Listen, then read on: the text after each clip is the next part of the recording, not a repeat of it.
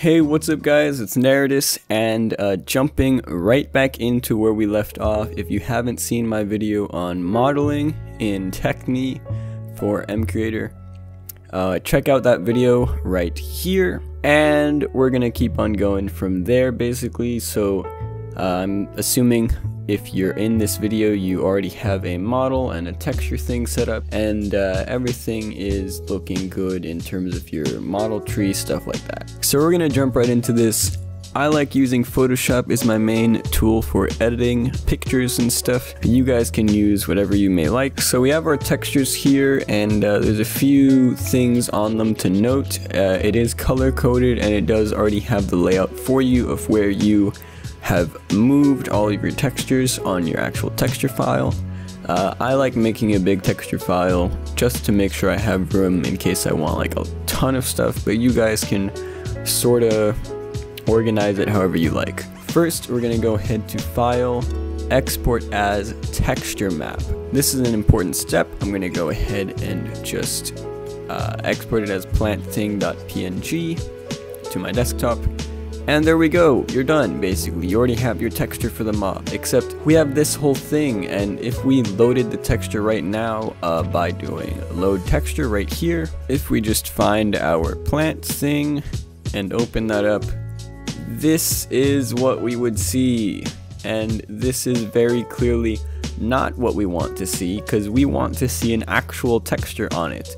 But it's helpful to think about it, to look around. As you can see, this dark green with the T on it is the top. The light green with the B on it is the bottom. I think it's a lighter green, I'm not sure. There's a blue in here with an F, that's the front. This is the right side, the left side, and the back side. I actually, when I think about it, I think of this as the right side and this as the left side, because I think about it from the model's point of view. But technically, this is our right and this is our left. So what does this mean? This means we actually need to go ahead and open it up in something like Photoshop and just start editing it and make our actual texture for our model. Because without a texture, we basically have nothing really. So I'm gonna go ahead going over a few different sort of techniques, or whatever you want to call it, in Photoshop to make the ideal texture. First off, we're gonna want to think about what side is what in this sort of thing. So for the front of it, what I like to do sometimes is actually break it down and color it like depending on how I would see it. So in that case, like this head goes on top of this body, that's the front of the body, this is the front of the leg that you see, and so on and so on.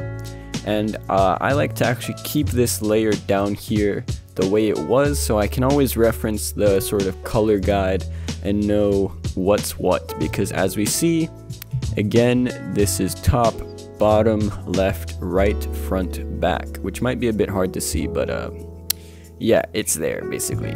First, we want to select a color for our thing, and since we're doing plant, I'll give it some sort of green, but not like too green, because I don't think something too green would really work very well.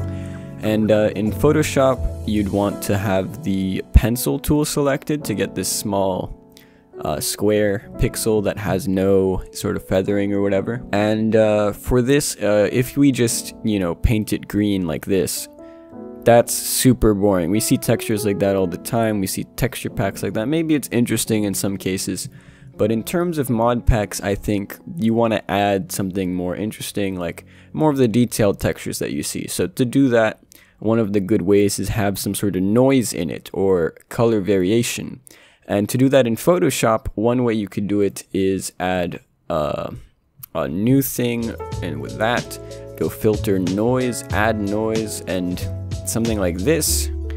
And then you have something with noise, and you could even blur it if you wanted to, like this or something, and then you have something looking pretty interesting. If we just look at that, actually this example looks kind of like grass, but the way I would do it here in this case, since I'm going like brush stroke by brush stroke, I would have here this little opening up my brush stuff. If I go to color dynamics, apply per tip, and brightness jitter, that's something we can do in Photoshop, which will basically just make it so that depending on how much you have it set to, you get the same sort of effect. The more you paint, the more it just changes what you're doing. So we don't want it too strong. We can select how strong we want it. Maybe even a bit less than that. And you can also have like hue jitters, for example, which would completely change the color of it. And you can have saturation jitters, which changes if we do only saturation and no hue. You can see better the effects. It just makes it more or less saturated, basically. So grayscale versus color sort of thing. But we're only looking at brightness jitter for this example because I think that's all we really need to get that sort of effect. We're going to actually go even lower than that. Just a very slight variation like that. And of course in Photoshop, Control Z to undo things instantly, Control Alt Z to keep undoing, and Control Shift Z to go forward again. So we're gonna come here, Control Alt Z, there we go, and we're gonna start painting this in. For different textures, it might really depend. You might need to really be careful about these kind of things because it might read like super situational. Maybe you want it to have like a sash over it or something, for example, like this, where it would be like this or something, in which case where it is actually matters, because, and I will show you guys right now, if you want this to be on the right sides, like this is the front of it, this would be going around the side and the back of it, in which case I would recommend like around the back of it, it goes back up or something. And then you got to keep in mind that it wraps around to here. So like this type of thing, it's important to know how that works. So I'm going to actually include this just for that. And we're going to keep coloring this in on our second layer so we can always reference. And really, since this is a plant, I made it purposefully really simple so I don't have to worry much about the texture. But you guys might have to worry a little bit more about the texture than I am worrying about it right now. Also guys, something important is have an idea of sort of what you want your thing to look like before you just go in and start, or well, you could go in and start texturing it, but sort of I would recommend for more efficient work, have an idea of what you want to make, what you want it to look like. That way when you get into Technique and you start modeling and you get into your editing program, you start texturing, you can go right off the bat, just you know what you're doing, you sort of have an idea of how you want it to look and you're able to tweak it from whatever you got. I can assure you, you will not get it right the first time, especially if you're like super new and you're trying to make a more complicated texture or model or mob. It's pretty hard to get it right the first time. Like, trust me on that one, guys.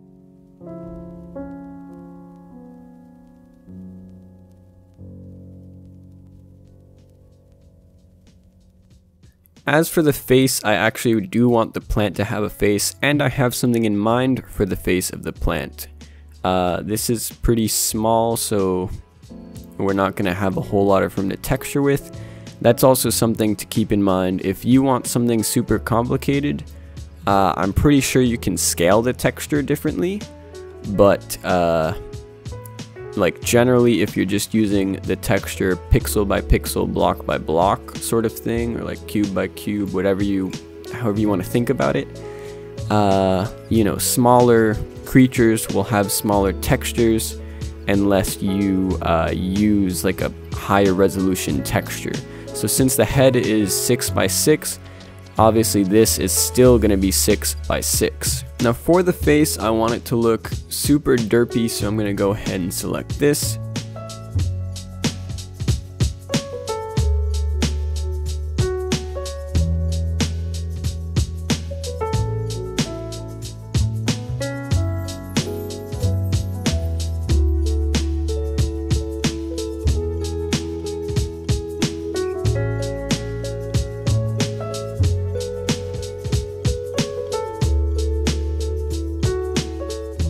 that's going to be my little plant monster. So we're going to take this texture now. I Control H to hide everything. I'm going to Control S to save it real quick. And I'm just going to save it as a PNG once again. Like so. But I'm going to call it a slightly different name for now, just to make sure it recognizes it as a different texture.